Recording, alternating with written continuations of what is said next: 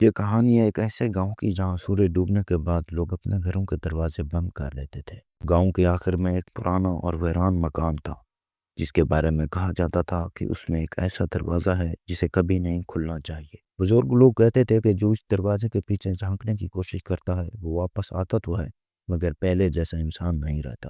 بزرگ لوگ کہتے تھے کہ جو اس دروازے کے پیچھے جھانکنے کی کوشش کرتا ہے وہ واپس آتا تو ہے مگر پہلے جیسا انسان نہیں رہتا۔ اس بات کو سن کر بچے خوفزدہ ہو جاتے تھے اور جوان لوگ خاموشی اختیار کر لیتے تھے۔ اسی گاؤں میں حارث نام کا ایک نوجوان رہتا تھا۔ وہ پڑھا لکھا تھا اور ایسی باتوں کو محض وہم اور ڈرانے کی کہانیاں سمجھتا تھا۔ وہ اکثر لوگوں کا مذاق اڑاتے ہوئے کہتا، جن بھوت اور پراسرار دروازے سب پرانی سوچ کا نتیجہ ہیں۔ ایک رات اس نے فیصلہ کر لیا کہ وہ خود اس پرانے مکان میں جا کر سچ معلوم کرے گا تاکہ گاؤں والوں کو ثابت کر سکے کہ وہ سب غلط تھا۔ رات گہری ہو چکی تھی، ہوا تیز چل رہی تھی اور آسمان پر بادل چاند کو چھپائے ہوئے تھے۔ حارث آہستہ آہستہ اس ویران مکان کے قریب پہنچا۔ دروازہ بوسیدہ تھا اور اس پر عجیب و غریب نشانات بنے ہوئے تھے جیسے کسی نے ناخنوں سے لکیریں کھینچی ہوں۔ جیسے ہی اس نے دروازے کو ہاتھ لگایا اندر سے ہلکی سی ٹھک ٹھک کی آواز آئی۔ اس سے اس کا دل تیز دھڑکنے لگا مگر پھر بھی اس نے خود کو مضبوط کیا اور دروازہ دھکیل دیا۔ دروازہ کھلتے ہی ایک ٹھنڈی ہوا کا جھونکا آیا اور اندر موجود چراغ خود بخود بجھ گیا۔ ہر طرف اندھیرا چھا گیا۔ اسی اندھیرے میں ایک بھاری اور خوفناک آواز گونجی کہ ہم نے تمہیں منع کیا تھا۔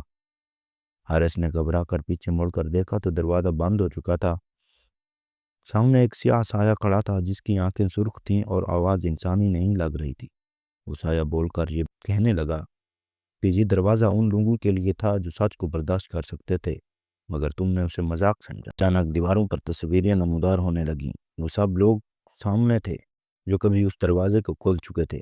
ان کے چہرے بے جان تھے اور آنکھوں میں خوف جمع ہوا تھا۔ وہ لوگ اپنی بے رحمی پر ترس کھا رہے تھے۔ حارث کی چیخ نکل گئی اور وہ بے ہوش ہو کر زمین پر گر پڑا۔ حارث نے کہا کہ مجھ سے غلطی ہو گئی لیکن اب کیا کہنا۔ جب چگ گئی چڑیا، حارث زمین پر بے ہوش ہو گیا اور اس کی سانسیں تھمنے لگی۔ صبح جب گاؤں والے وہاں پہنچے تو حارث اسی پرانے مکان کے باہر پڑا ہوا تھا۔ وہ زندہ تھا مگر اس کی آنکھوں میں وہ پہلے والی روشنی نہیں تھی۔